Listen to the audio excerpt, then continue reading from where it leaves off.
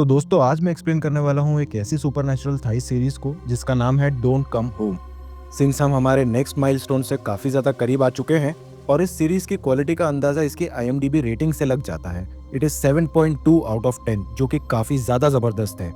ये 2024 की one of the best supernatural Thai series है एंड मैंने जैसे पहले बताया था थाईलैंड से बहुत ज्यादा अच्छी मूवीज आ रही हैं और ये एक ऐसी सीरीज है जो आपका दिमाग घुमा कर रख देगी।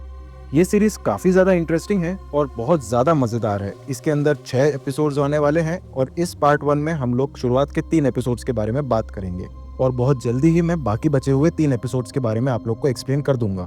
तो चलिए शुरू करते हैं। तो कहानी की शुरुआत में हम 5 साल की एक मिन नाम की बच्ची को सोने की कोशिश करते हुए देखते हैं। तभी अचानक से उसको किसी के रूम में होने का एहसास होता है और वो तुरंत ही अपनी माँ वारी को चिल्लाकर बुलाने लगती है। पर जब तक वारी रूम के बाहर आती है तब तक मिन के कमरे का दरवाजा अपने आप ही बंद हो जाता है और हम लोग देख पाते हैं कि मिन के रूम में सब कुछ हवा में उड़ने लगा था और इस वजह से मिन बहुत ज्यादा डर गई थी। मिन जैसे तैसे करके बिस्तर से नीचे उतरती है एंड अचानक से उसके सामने कुछ ऐसी चीज आ जाती है जिसको देखकर वो बहुत ज्यादा डर जाती है। हम व्यूअर्स को अभी तो नहीं दिखाया जाता कि क्या आता है उसके सामने, लेकिन हमको कहानी में आगे पता चल जाएगा। और मिन के चिल्लाने के साथ साथ सीन कट हो जाता है एंड कुछ दिनों पहले चला जाता है। अब इस सीन में हम लोग वारी को बैंकॉक में देखते हैं अपने पति यूतेचाई के साथ। उसका पति बहुत ज्यादा अब्यूजिव होता है, मतलब उसको बहुत ज्यादा मारा पीटा करता था और इसी की वजह से वारी अपनी बच्ची को बैंकॉक से लेकर अपने माँ के पुराने घर पे लेके जा रही थी। हम लोगों को कहानी में पता चलता है कि ये घर उसके ग्रेट ग्रैंडफादर ने 1932 में बनवाया था। हम लोग को ये भी पता चलता है कि वारी का हस्बैंड यूतेचाई यहाँ पर काफी ज्यादा पावरफुल इंसान था। इसीलिए वारी गैस स्टेशन में मिन को कार में छुपे रहने को कहती है ताकि CCTV में कोई भी फोटो ना आए उसकी। साथ साथ में वारी गैस स्टेशन के स्टोर पर जाती है और वहाँ पे भी वो खुद को CCTV से बचाने की पूरी कोशिश करती है। हम लोग देख पाते हैं कि यूतेचाई बार बार वारी को रास्ते भर कॉल करता जा रहा था। वारी उसका कॉल नहीं उठाती और डरते हुए वो अपना फोन बाहर फेंक देती है। वो एक लंबी ड्राइव करती है और रबर पेड़ों के बीच में एक बहुत सुंदर और बड़ा घर था वहाँ पे आ जाती है। हम लोग देख पाते हैं कि इस घर का नाम जरूकानंद हाउस होता है और ये वही घर होता है जो उसके ग्रेट ग्रैंडफादर ने बनवाया था। इस घर में हम लोग नोटिस करते हैं कि ये घर बहुत ज्यादा पुराना होता है और यहाँ पे कोई रहता भी नहीं है। वारी मिन को लेकर घर के अंदर जाती है और हम लोग नोटिस करते हैं कि सीलिंग पर एक झूमर का वायर लटका हुआ था, जहाँ से हमको समझ में आता है कि यहाँ पे कभी झूमर लटका हुआ रहा होगा लेकिन अभी वो नहीं है। मे बी शायद नीचे गिर गया होगा या फिर हटा दिया गया होगा। ये झूमर का एक बहुत बड़ा सिग्निफिकेंस है जो कि आपको आगे पता चलेगा।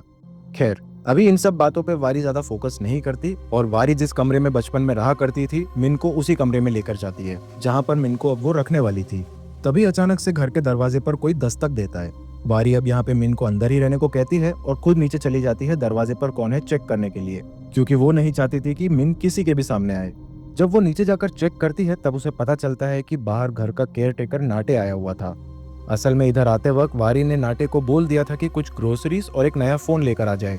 हम देख पाते हैं कि नाटे की एक आंख नहीं थी। साथ साथ में उसकी बातों से हमको ये भी समझ में आ जाता है कि वहाँ पर बहुत ज्यादा बारिश होती थी और इसी वजह से वहाँ पे लाइट की भी दिक्कत होती थी। तभी वारी को याद आता है कि उसके घर के बाहर एक गैराज में उसकी माँ ने एक बहुत बड़ा जनरेटर लगवा के रखा हुआ था, बट सिंस वो पिछले 30 सालों से बंद पड़ा रहा था इसलिए नाटे थोड़ा सा स्केप्टिकल था कि ये चलेगा भी कि नहीं। तभी एकदम से नाटे ऊपर देखता है विंडो की तरफ और उसे ऐसा लगता है कि कोई ऊपर है। तब वारी को ऐसा लगता है कि शायद विंडो पे मिन आई होगी एंड सिंस वो चाहती थी कि मिन के बारे में किसी को भी पता ना चले इसलिए वो नाटे का ध्यान भटका देती है और टॉपिक बदल देती है। तभी उसी वक्त हमको मिन को दिखाया जाता है जिसको कपड़े वाले क्लोजेट के अंदर एक स्टोरी बुक मिलती है। उस स्टोरी बुक का नाम एलिस एडवेंचर इन वंडरलैंड होता है एंड इस चीज का भी काफी ज्यादा सिग्निफिकेंस होता है जो कि आपको आगे पता चलेगा।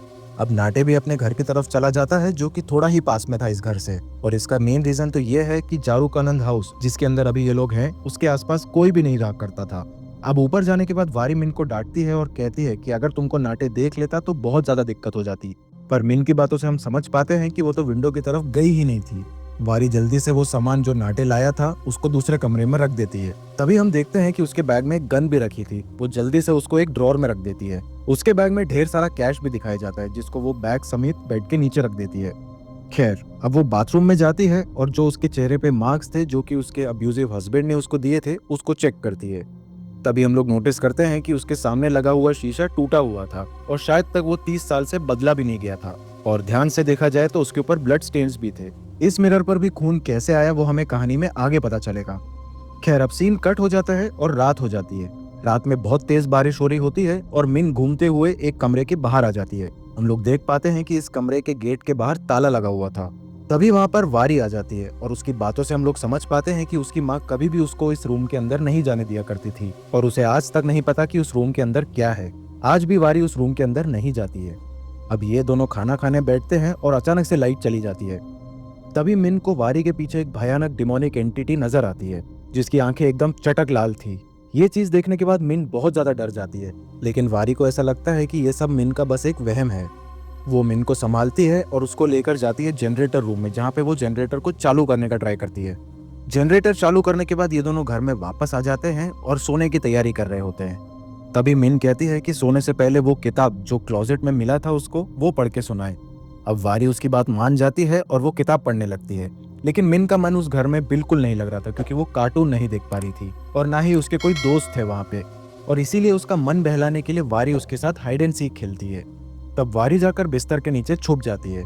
मिन उस कमरे में चेक करने आती है लेकिन वो बिस्तर के नीचे नहीं देखती, इसीलिए वारी चुपके से निकलती है और मिन के पीछे चलने लगती है। और उस वक्त हम लोग देख पाते हैं कि मिन ने एक मास्क पहना हुआ था जो कि उसके पास पहले नहीं था। अब अचानक से मिन दूसरे कमरे में जाती है और ड्राइंग करने लग जाती है।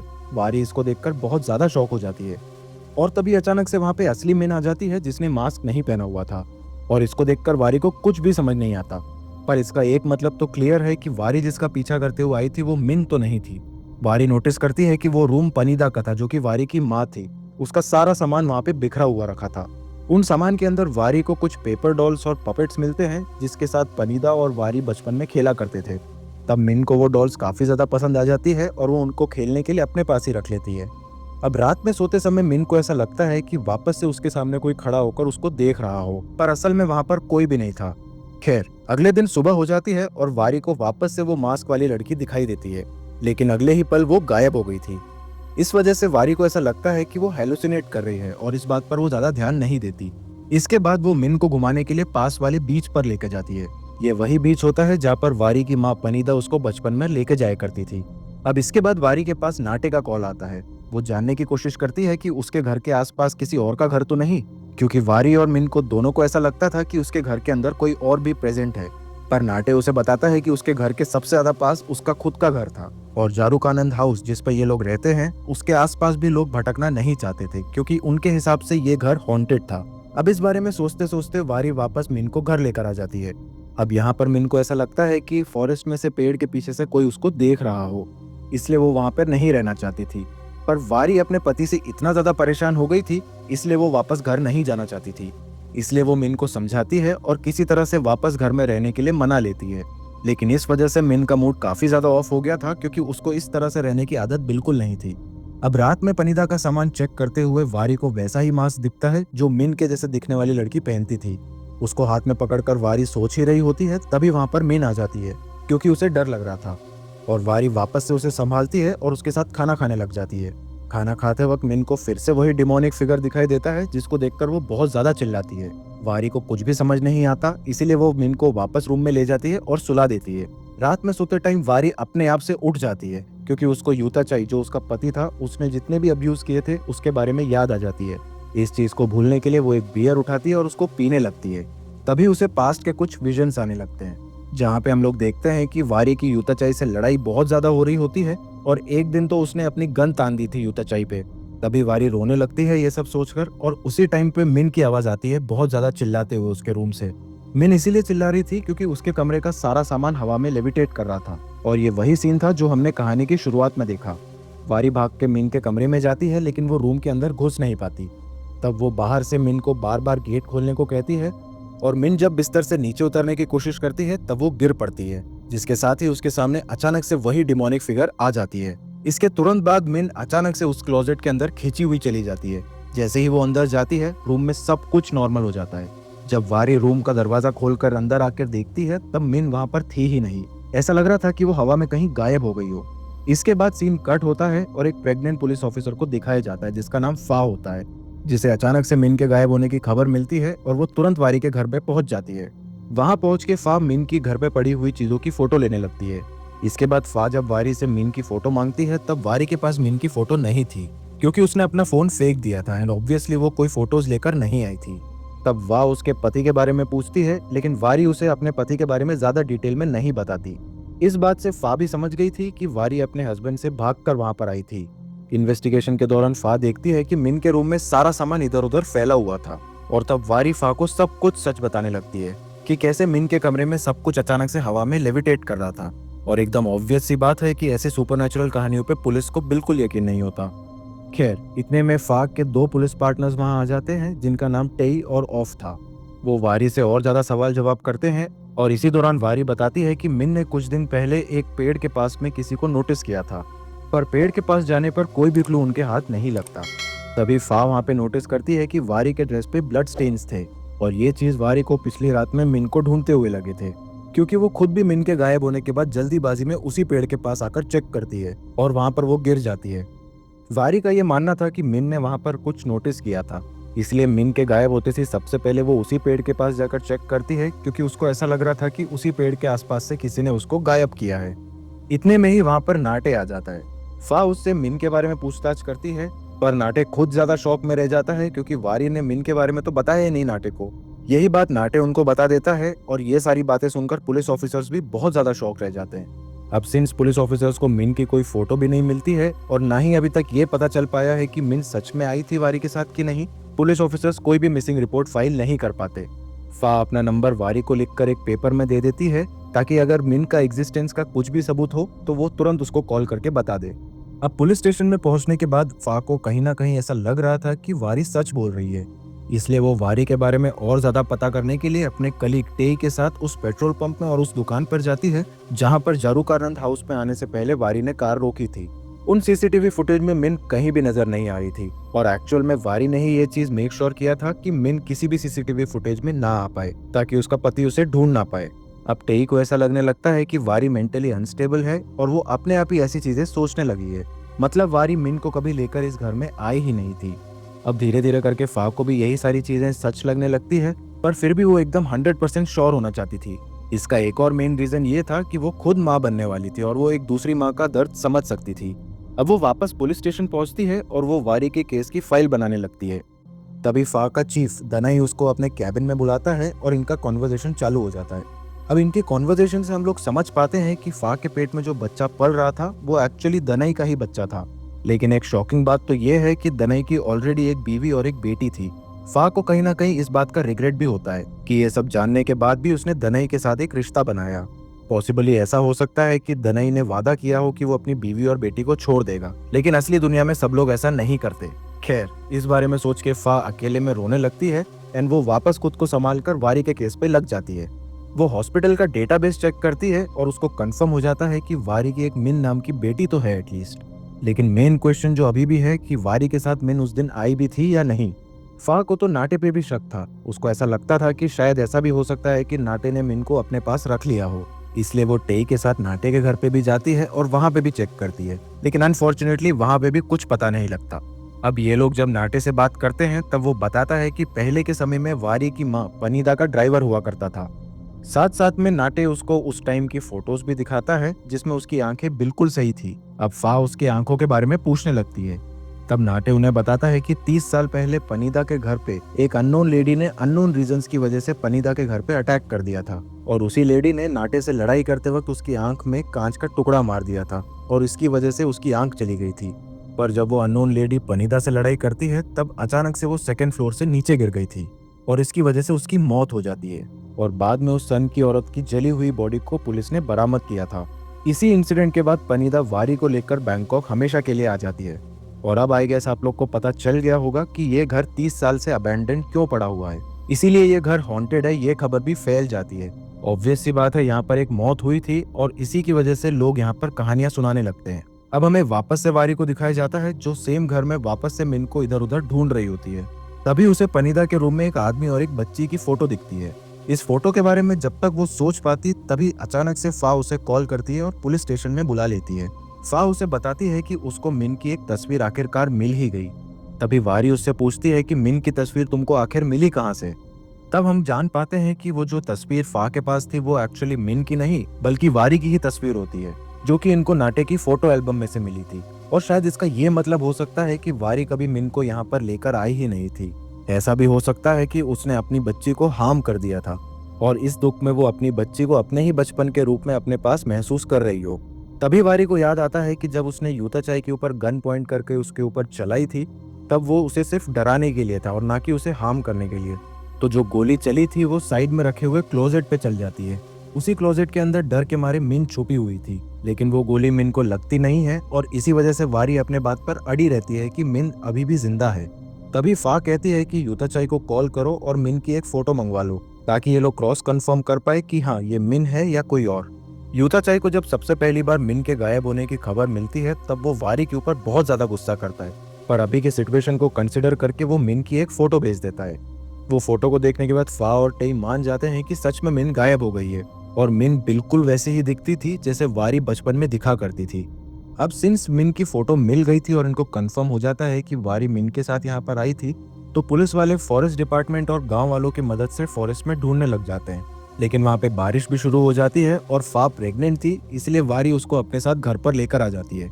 अब घर के अंदर घूमते हुए फा उसी कमरे को नोटिस करती है जिसके अंदर पनीदा कभी भी वारी को नहीं जाने दिया करती थी। और सिंस वारी ने उस रूम को छोड़कर मिन को हर जगह ढूंढ लिया था, इसी वजह से फा और वारी उस कमरे के ताले को तोड़ देते हैं। एंड शॉकिंगली ये एक रास्ता था जो बेसमेंट की तरफ जा रहा था, जो आज तक एक राज रखा गया था। अब फा और वारी जब नीचे उतर रहे होते हैं, तब उसी दौरान हम व्यूअर्स देख पाते हैं कि इनके पीछे वही डिमोनिक फिगर खड़ा हुआ है जो मिन पहले देखा करती थी। अब बेसमेंट में नीचे जाने के बाद इन लोग को बहुत सारी मशीनरीज दिखाई देती है। ये चीजें देखकर ये लोग ये तो समझ जाते हैं कि पनीदा ने यहाँ पर एक प्राइवेट लैब बना के रखा हुआ था। ये लोग नोटिस करते हैं कि मशीनों को तोड़ा गया था और साथ साथ में वो लोग नीचे जमीन पे पड़ा हुआ सूखा खून और बहुत सारे ग्लास के टुकड़े भी देखते हैं। ये सब देखकर दोनों को बिल्कुल समझ नहीं आ रहा होता है कि यहाँ पे क्या हुआ था, क्योंकि ऑब्वियस वाली बात है वारी बहुत ज्यादा छोटी थी जब उसकी माँ उसको बैंकॉक लेकर आ गई थी, तो उसको कैसे ही पता होगा। अब इन लोग को एक बहुत बड़ी मशीन दिखाई देती है जिसको कपड़े से ढक के रखा हुआ था।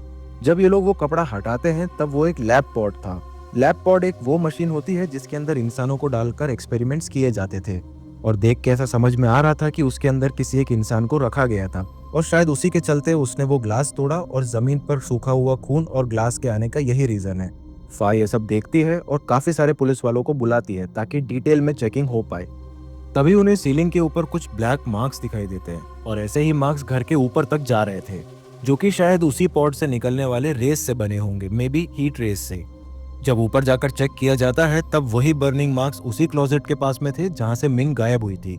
ये सब देखने के बाद किसी को कुछ भी समझ में नहीं आ रहा था, लेकिन एक बात तो कंफर्म थी कि ये सारे मार्क्स पनीदा के टाइम पर ही हुए थे, क्योंकि 30 साल से ये जगह अबैंडन पड़ी हुई थी और यहाँ पर कोई भी नहीं आया था। यानी कि 30 साल पहले जरूकानंद हाउस में ऐसा कुछ हुआ था जो कि बहुत ज्यादा मिस्टीरियस था, और इसी राज को इन वीडियोस में हम सुलझाने वाले हैं। खैर, अब घर की चेकिंग करने के बाद फा डॉक्टर के पास चली जाती है, क्योंकि उसकी हॉस्पिटल में डॉक्टर के साथ एक अपॉइंटमेंट थी। हॉस्पिटल में चेकअप करवाने के बाद जब वो बाहर आती है तब देखती है कि दनाई उसका इंतजार कर रहा था, वो उससे मिलने आया था, क्योंकि शायद कहीं ना कहीं उसको अपने बच्चे की चिंता थी। लेकिन थोड़ी देर बात करने के बाद वो फा को वहीं छोड़कर चला जाता है।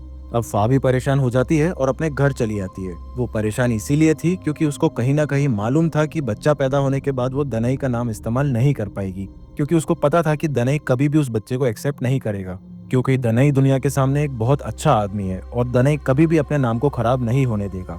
फा को यह बात की चिंता बहुत ज्यादा सता रही थी। अब वारी को दिखाया जाता है जो कि मिन को लेकर बहुत ज्यादा चिंता में थी। अब जंगल में टेई और बाकी ऑफिसर्स ने भी मिन को ढूंढना बंद कर दिया था क्योंकि बारिश होने लगी थी। अब वारी जब नहा रही होती है तब घर की लाइट एकदम से फ्लिकर करने लगती है और उसको ऐसा महसूस होता है कि घर के अंदर कोई तो है। वो फा के नंबर वाले पेज को देखती है और फा का नंबर डायल करती है, जिसके बाद वो फा को सब कुछ सच बताती है। ये सारी बातें सुनने के बाद फा तुरंत वारी के घर पे निकल जाती है और कॉल पे रहते ही उसने अपनी रिवॉल्वर भी निकाल ली थी। वारी ने अपने रिवॉल्वर के बारे में भी सब कुछ फा को बता दिया था। अब अचानक से वारी को फिर से वही मास्क वाली मिन दिखाई देती है और उसका पीछा करते करते वो उसी क्लोजेट के पास आ गई थी जहाँ से मिन गायब हुई थी। वारी जैसे ही उस क्लोजेट के पास में आती है तो वो अचानक से उसके अंदर खिंच जाती है। पहले तो वो नो ग्रेविटी जोन में आती है और एकदम से वो उसी लैब पॉड के अंदर आ जाती है जो हमने पहले बेसमेंट में देखा था, और ये शायद वही टाइम था जब लैब पॉड और सारी मशीनें एकदम सही सलामत थी। वो देखती है कि उसके सामने उसकी माँ पनीदा खड़ी हुई थी जो कि उसको शौक में देख रही होती है। अब यहाँ से सीन कट होता है और पुराने समय में चला जाता है। यहाँ पर हमको पूरी कहानी पनीदा के पॉइंट ऑफ व्यू से दिखाई जाएगी, लेकिन आगे की कहानी के लिए आपको पार्ट 2 का इंतजार करना पड़ेगा। मैं आपको अभी से ही बता दूं कि पार्ट 2 में आपका दिमाग घूम जाने वाला है। बहुत ही प्यारी एंडिंग है इस सीरीज की।